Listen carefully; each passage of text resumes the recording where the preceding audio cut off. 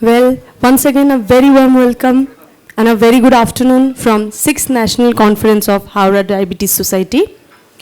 Ladies and gentlemen, moving further to our next scientific session, which is in a very interesting topic, the when, why, how of using SGLT2 inhibitor in cardiovascular medicine.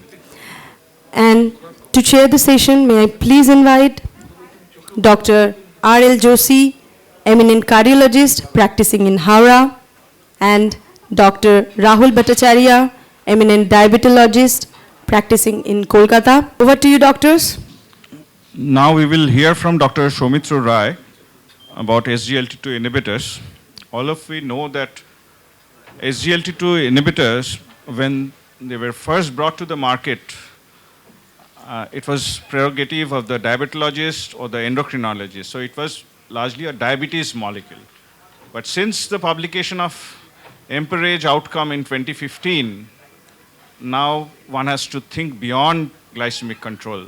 So now it's the cardiology, and the most recent very exciting results published just 7 to 8 days ago in New England Journal of Medicine about the EMPEROR preserved ejection fraction trial. And this is for the first time we can see that SGLT2 inhibitors can be beneficial in heart failure with preserved ejection fraction, and no other molecule, including all the cardiology molecules, have ever been able to show that.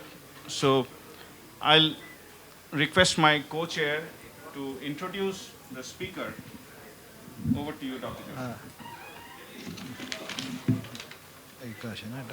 Dr. Soumitra Rai is a very well-known speaker, and he has been representing many national and international conferences.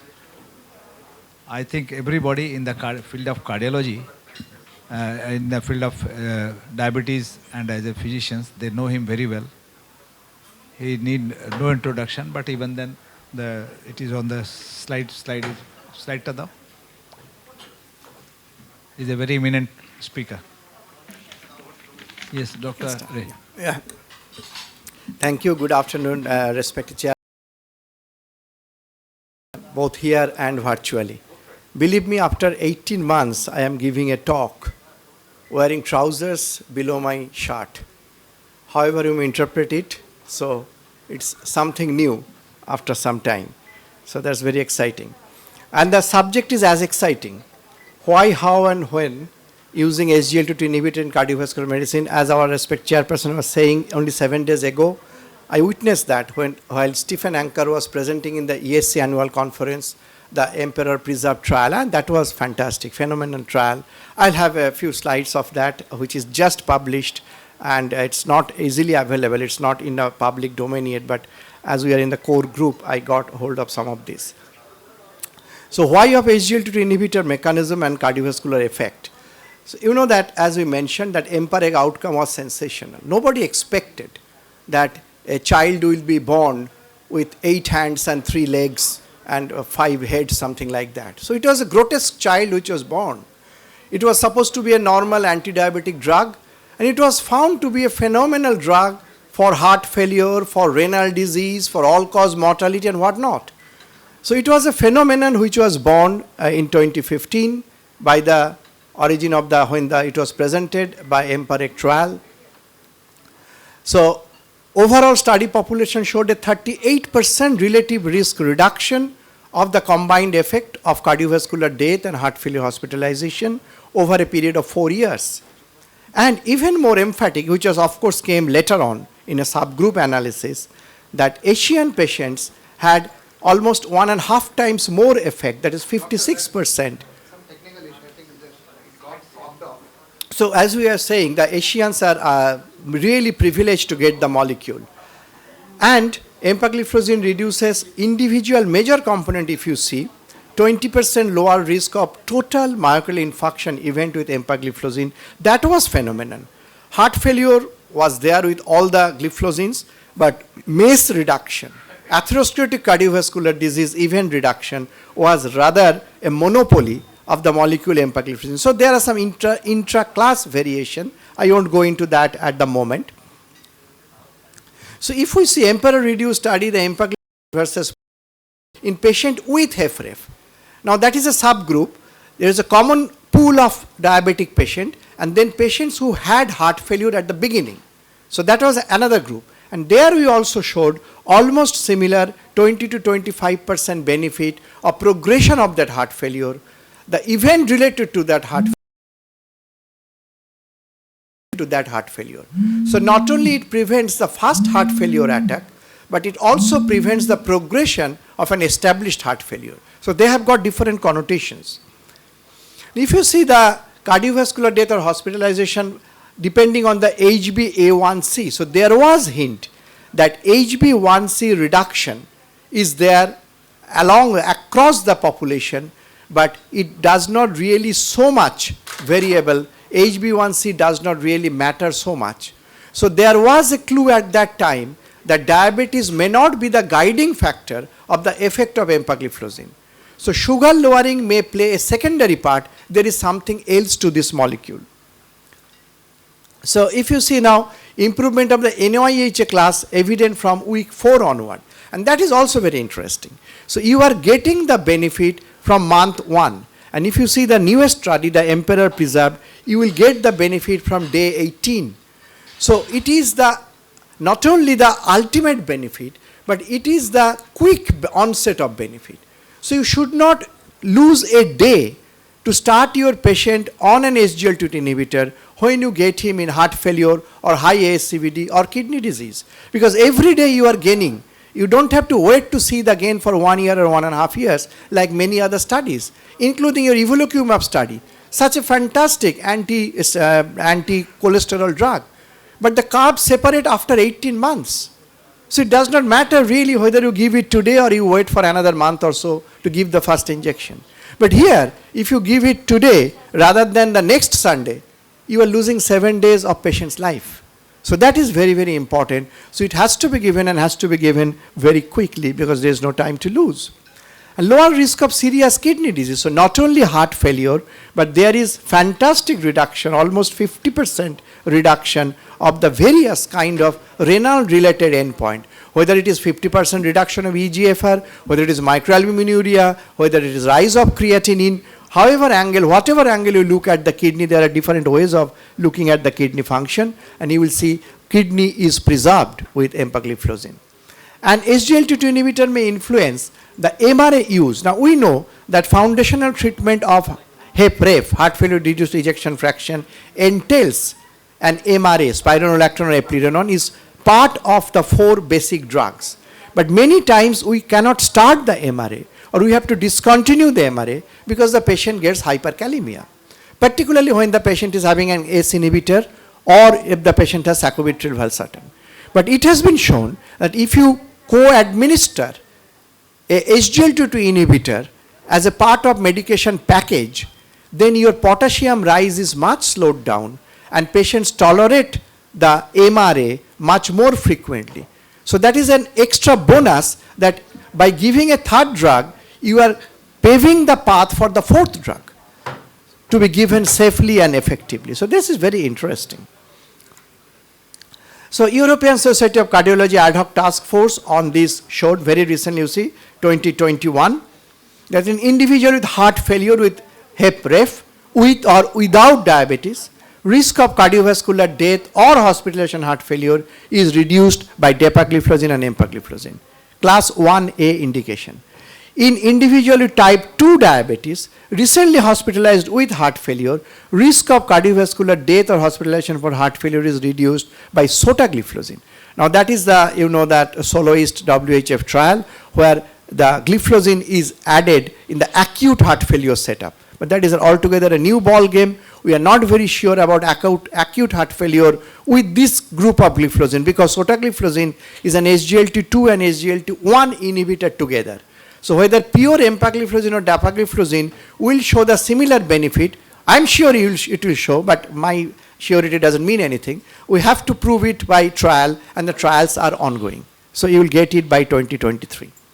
Second is an individual with type 2 at very high risk of CVD. They don't have as yet a heart failure or heart attack. But who are these? Risk of major atherosclerotic cardiovascular event is reduced by EMPA and CANA, and risk of cardiovascular death and all-cause death only by EMPA. Here DAPA is not featuring. So in ASCVD is EMPA and CANA, and when the death is concerned, it is only EMPA. Risk of cardiovascular death or heart failure hospitalization reduced by all the three, and risk of hospitalization is reduced by EMPA, CANA, DAPA, and R2. So you see there are different combinations in different clinical scenario. So not all gliflozins can be used interchangeably. Generally, yes, but if you do fine tuning, then perhaps no. If you cut your coat, you can go to Louis Philippe and buy a 40 size shirt. That's fine, that fits most of us.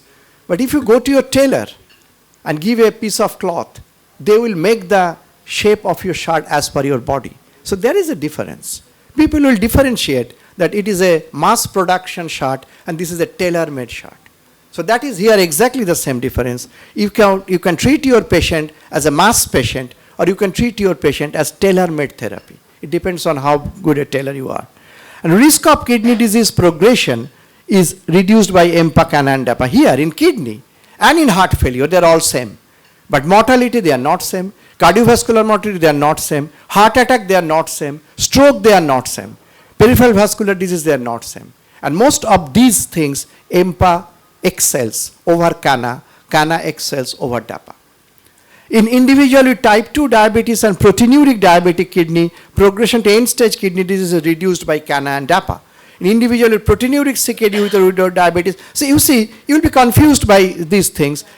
Grossly remember, in heart failure, in high-risk cardiovascular diabetic patient, and in chronic kidney disease, you at least use a gliflozin as soon as possible, and then you try to fine-tune. If it is kidney, maybe DAPA and CANA. If it is ASCVD, it is EMPA. If it is heart failure, EMPA and DAPA. If it is heart failure with reduced or preserved ejection fraction, so far evidence only for EMPA. So why and then how it should be used, and how is it working? We do not know how is it working, simply speaking. It may work by diuretic effect, by free water clearance, by sodium excretion, by a bit of potassium homeostasis. But is it a diuretic? No, it is not a diuretic.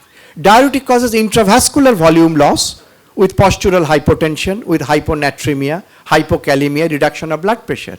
It causes extracellular water loss. So you do not have postural hypotension. You do not have dyselectrolytemia.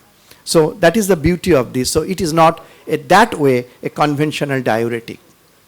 Of course, there are some molecular mechanism at the mitochondrial level. I won't go into the details to bore you out. It increases erythropoietin, so hematocrit increases, oxygenation increases, heart pumps nicely. It produces ketosis. And of the three fuel, that is glucose, fatty acid, and ketone, ketone is the best. Ketone is the most energy giving per molecule. So if you can switch the myocardial fuel mechanics from glucose or fatty acid to ketone, you can generate more energy by one molecule of substrate, one molecule of fuel. So if you use ketone preferentially than glucose or fatty acid, your heart will get more energy to pump. That is one of the mechanism of heart failure improvement. So there are different ways how it improves the heart failure. We don't really go into details of that. As I say many times, that if you go to a fantastic French restaurant and the chefs are, how many of us go to the kitchen to find out how the dish is made? Why is it so nicely tasting? We don't. We don't care. We don't need to go and see why is it so nice. We just enjoy it is nice, however it is made. So we just, as a clinician, we just want to know that this molecule works in my patient fantastically. How it works? There are basic science, there are biochemists, there are researchers, who cares? They have got their own job, they have earned money for that. I am not for that. So I don't care much. It is nice to know, always knowledge is good, but not really necessary all the time.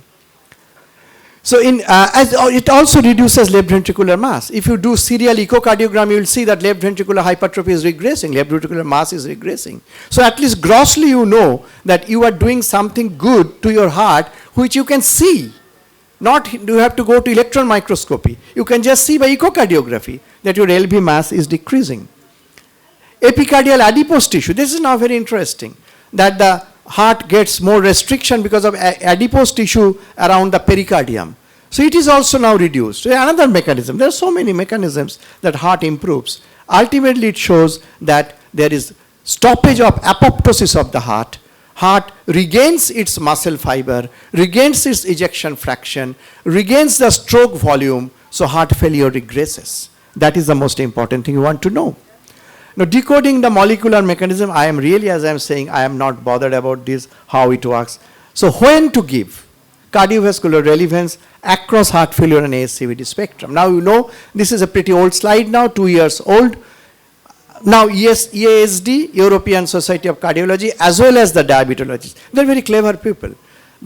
If you see nowadays, all the gliflozin trials are published in cardiology fora. But funnily, they take the diabetologist in their arm, just like this conference. Cardio, diabetes go hand in hand. So diabetologists really cannot say, no, we don't endorse this. They have already endorsed it. And that is published through the ESC.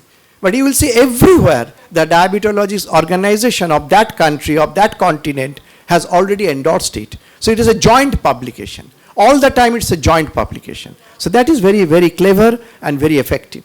So if you see the diabetic patient comes who is not on any medicine, but he either has got a atherosclerotic disease, that means may have got a stroke or TIA, may have got an angina or heart attack or bypass surgery or angioplasty, may have a peripheral vascular disease, may have a carotid artery atherosclerotic plaque, may have a CT coronary angiogram showing calcium, may have a brachial femoral index which is reduced. So some kind of atherosclerosis going on, or there is target organ damage. Then you don't have to give metformin. You straight away give SGLT2 inhibitor or GLP-1 agonist monotherapy. If it is not controlling your sugar, add metformin. If still not controlled, add the other of this SGLT2 or GLP-1. So you get 3 drugs. So none else is coming in this part of the world. But if you are the patient already on metformin, well, they are not as drastic to say discontinue it, but they always say add the SGLT2 inhibitor or GLP-1 agonist. The first opportunity you get. But if the patient don't have this ASCVD or high risk of ASCVD, then of course metformin to begin with, and then the choice is open. You see, there are 4 things, which includes obesity, which includes patient's budget, and so on. So then it is an open market, flea market. But if it is ASCVD, then it is an exclusive market. ACC 2020 said the same thing. Opportunities to initiate SGLT2 inhibitor or GLP agonist to demonstrated cardiovascular renal benefit in patient with diabetes and ASCVD at the time of diagnosis of clinical ASCVD or diabetic kidney disease or heart failure, at the time of diagnosis of diabetes in the patient with clinical ASCVD. So nowadays, a diabetes with ASCVD, heart failure or CKD, SGLT2 inhibitor. A heart failure patient with or without diabetes, with or without kidney disease, SGLT2 inhibitor. A chronic kidney disease with or without diabetes, with or without heart failure, SGLT2 inhibitor. So they come by their own merit. Heart failure, ASCVD, kidney disease. With or without diabetes, SGLT2 is class 1A indication for these patients. So that is, you start it when? Now, as you say, I said 1A, you see the 4th line. DAPA and EMPA are recommended for patients with HEPREP to reduce the risk of heart failure, hospitalization and death. Just published 2 weeks ago. It was first published in March in Florence, and then it is republished in on the virtual conference last week. And they have now tailor-made, as I said, whom to give what. They have taken 5 parameters: your heart rate, your blood pressure, whether you have got atrial fibrillation, whether you have got kidney disease, and whether you have got congestion. These are the 5 parameters you see in all heart failure patient, and then you tailor-made of these 4 drugs, that is RAS blockade, beta blockade, MRA and SGLT2 inhibitor. Which to give first, which to give second, which two to come together, when the third to be given, depends on the 5 parameter. Your heart rate, your blood pressure, your atrial fibrillation, your kidney status, and your status of congestion. So the rapid sequencing, now we are saying, rather, if it is an open field, start beta blocker and SGLT2 on day 1. The day 1 you see the patient in your clinic with HEP, REF, start a beta blocker and an SGLT2. Why? Because SGLT2 are not interfering with beta blocker, not reducing blood pressure, not increasing EGF, not increasing creatinine, not increasing potassium, not doing anything to the heart rate. It is an absolutely friendly person. And beta blocker you give an angiotensin on the day 2 or visit 2, and visit 3 give the MRA. Your treatment is complete, you go to holiday. Now my last 3-4 minutes, as I saw it, Stephen Anker was presenting Emperor Preserved just 27th of August, last Friday. It was a first hotline groundbreaking trial presented to this ESC, and what a result they showed. That, but very interestingly, their inclusion ejection was 40%, not 50%. Even with preserved ejection fraction, they took it 40 up, not 50 up. So that keep in mind. So EMPA 10 versus placebo. Inclusion is ejection 40, but you have to have a stringent NT-proBNP criteria with structural heart disease, stage 2 to 4. Exclusion, there are certain exclusions. And primary endpoint was adjudicated cardiovascular death and heart failure hospitalization. Secondary endpoint was first and recurrent hospital heart failure, and third is eGFR progression. And what did they find? A 21% relative risk reduction within 3 years of the composite endpoint.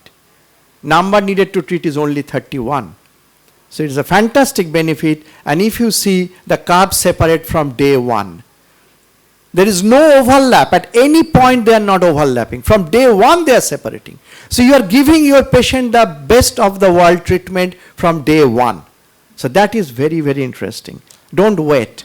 Now the second endpoint was the 2 types of heart failure hospitalization. Again there is 27% reduction, and again starting from day 1. And the eGFR slope was again very interestingly, it has been slowed down, and there are sub-analysis. So if you see all the 3 things they tried to prove, they proved it emphatically. All of them had the p-value less than 0.001. All had around 30% benefit shown, 20 to 30% benefit shown. So it was a tremendous successful story. There are certain, so everywhere it scored. And what is the thorn in the rose? What are the side effects? Any side effect is same. Serious side effect is same. If anything, it is lesser with empagliflozin. I don't know why placebo has got so much side effect. I really don't know. Hypotension is slightly more with empagliflozin, 10% versus 8%. Not really. But symptomatic hypotension, no. Recorded hypertension, yes. Renal failure, no. Ketoacidosis, no. Hypoglycemia, no. Urinary infection, mild. Genital infection, slight in 2%. No bone fracture, no limb amputation. So everywhere it is safe, very safe. So if you see Emperor reduced and Emperor preserved, if you take together and give the same endpoint, Emperor preserved exactly replicated the Emperor reduced. So brother Lakshman exactly followed the elder brother Ram when they are going together. So same benefit, same character, same personality. So if you see in both the clinical setup, so now we have got an entire population of heart failure which can be benefited by empagliflozin at the moment. I cannot say DEPA. We have to wait for the DELIVER trial which is coming in 2023. So as far as evidence goes, we have to say EMPA only for the time being. And if you see, both have been immediately analyzed by Milton Packer, and they said the similar type of patient, similar type of outcome, but there is some hitch that 40 to 50% benefit is maximum, 50 to 60% benefit is somewhat reduced, above 60% ejection fraction, no benefit. So now we are thinking, even if you see the Paragon heart failure trial with sacubitril valsartan, up to 57% there was benefit, above that no benefit. So now perhaps the new cutoff for heart failure treatment is 60%, not 40, not 45, not 50. Below 60, You get benefit from diuretic, from empagliflozin, from sacubitril valsartan, maybe from beta blocker. 80% of these patients were getting beta blocker. So the benefit was already there. Above 60%, you have to think of something else. Maybe hypertrophic cardiomyopathy, maybe amyloidosis, which are not amenable to the conventional treatment. So above 60% ejection fraction heart failure, still only diuretic. Below 60% ejection fraction heart failure, empagliflozin, sacubitril valsartan, diuretic, plus minus beta blocker. So this is now getting a dictum, but very ironically, within 4 hours of presentation of this, the ESC guideline for heart failure was presented. And there they said heart failure with preserved ejection fraction, only drug is diuretic. So immediately they were challenged, and the lady was just laughing, saying that our hands are tied. Our deadline was 31st March. After 31st March, we could not take any further input because we have to cook the thing. So after 31st March, these things came. So perhaps what we can do best is to give a rejoinder or another update certain portions, but give us 2-3 months time, we'll do that. So that was an irony that they could not include it within 4 hours, they have to publish it. So there we are, and if you see in perspective, Emperor preserved as opposed to all other preserved ejection fraction trials which have been published over last 20 years, it is the best so far compared to all other. So in summary, why, how and when? Why SGLT2? Because proven benefit across the spectrum of heart failure, early onset of risk reduction from day 1, lesser safety concern, hardly you need anything monitoring unless you give some some patient that can come in from the chairperson in discussion whom not to give, and synergistic effect with other cardiovascular therapies. How does it work? We do not know. Maybe volume, maybe erythropoietin, maybe myocardial energetics. When to use? As foundational therapy in HFrEF, first line therapy in ASCVD and with diabetes, at hospital discharge if clinically stable, in comorbid CKD, and now in HEPPEF as well. Thank you. I have just one point to make, that as of now, we don't have permission to use empagliflozin when EGFR is less than 45, but all of us expect that all of you will appreciate that EGFR cutoff should go down to, because in these trials, these latest trials, they have recruited patients up to an EGFR of 20. So EGFR will surely come down, but until then, you must refrain from using empagliflozin when EGFR falls below 45. I think the DCGI only DCGI in June it is 30. It is Yes. now 30, not even 25 but 20, but 30 we can use DAPA and EMPA now. DAPA you can use, EMPA we are expecting the guidelines updated Maybe very 25, soon. yeah. What is your opinion regarding ejection fraction? How much we should use? As a physician. If the heart failure you establish that patient is heart failure patient with symptom, sign, NT-proBNP and echocardiogram, then don't bother about ejection fraction. As long as it is below 60%, you can freely use not only empagliflozin, but also sacubitril valsartan. Sacubitril valsartan, particularly in female, there is some hitches, some rider, there is some gender bias. Females get more benefit than males. But empagliflozin is across board. Everywhere it is useful. But some saying that they are saying that in DAPA can be used in 30. Do you admit? Ejection as low as you can use. Lower is no limit. Upper is the limit. Now, how the SGLT2 and DAPA improve the myocardial contractility or ejection fraction, or it is a coronary dialysis? Why do you want to know? As I already mentioned, you enjoy the molecule, give the benefit to your patient, don't go into this cooking thing.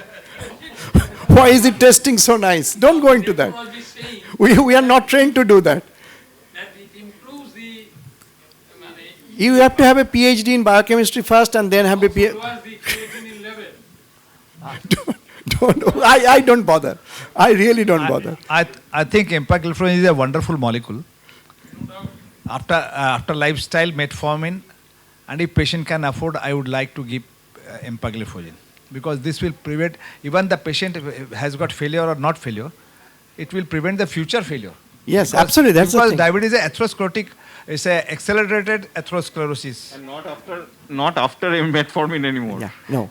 And another It's beauty of that, Accelerated atherosclerosis. We don't know that which patient is going yeah. to fail because in the sometimes it's not non-diabetic person, detected. the only hitch is that there may be some vulvovaginitis kind of thing. And in non-diabetic, you don't get that even because there's no sugar in the urine.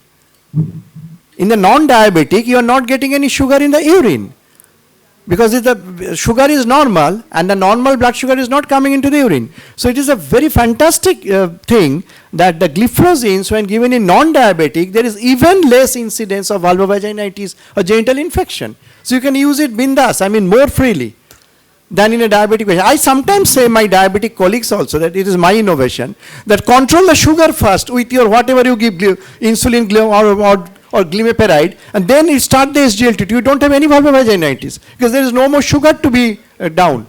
So I am not giving it to reduce sugar. I am giving it to improve the heart and kidney, but reduce the sugar by other means so that it doesn't come into the urine.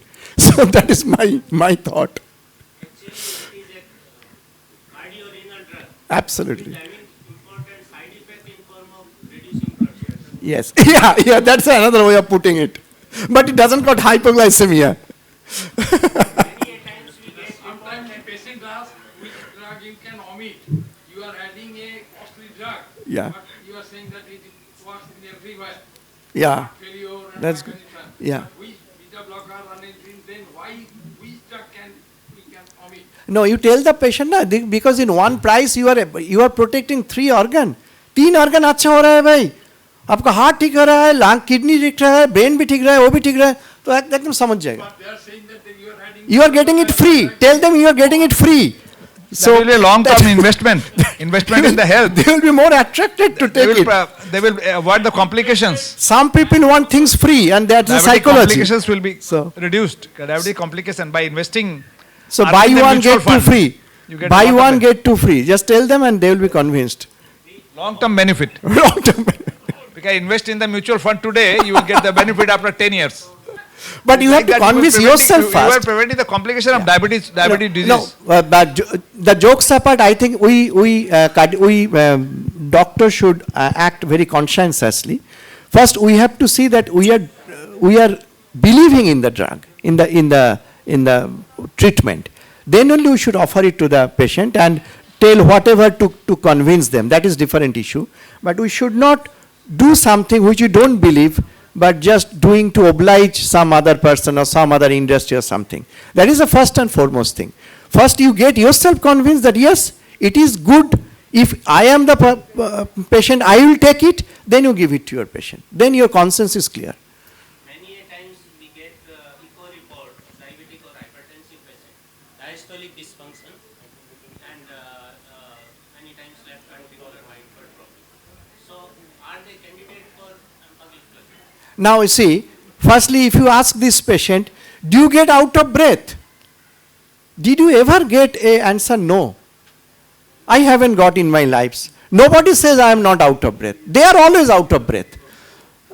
हाँ একটু তো হাঁপিয়ে যাই একটু তো হ্যাঁ একটু কাজ করলে হাঁপাই নিচু হলে হাঁপাই আজ অবধি কাউকে দেখিনি যে বলেছে আমি কখনো হাঁপাইনি so you get one symptom না আপনি যদি দেখেন ভালো করে খানিকক্ষণ টিপে থাকেন ইউ গেট এ ইডিমা হবারই সবাই হবে যখন আমরা চেম্বারে বসে আছে so you get a sign now you get your echocardiogram showing LVH with diastolic dysfunction so your diagnosis is proved that it is a heart failure with preserved ejection fraction so your path is clear to give empagliflozin. Who stops you? Strong point for empagliflozin. Okay, thank you, Dr. Thank Rai. you. Excellent presentation. So he deserves a big round of applause. Now we have to move on. Now it is physical. It is physical. So